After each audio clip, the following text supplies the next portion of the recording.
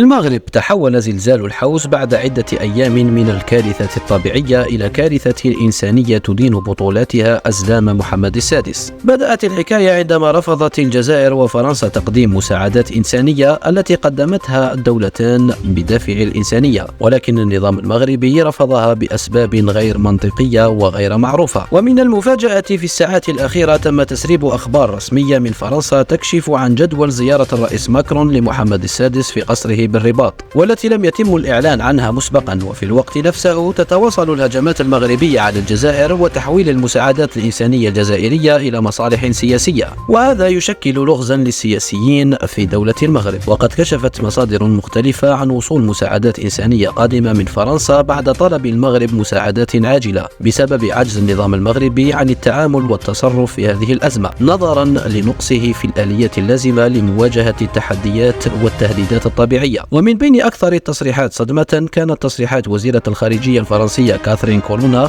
التي هاجمت وسائل الإعلام المغربية، مؤكدة على جدية العلاقة بين الرباط وباريس، وأكدت أنه لا يوجد مجال للشك في هذه العلاقة، على عكس ما يروج له النظام المغربي عبر صحفه المضللة، والتي تعكس أسطورة الكذب التي يمارسها النظام على الشعب المغربي المنكوب وتكشف عن استخدامه لسياسة التنويم السياسي.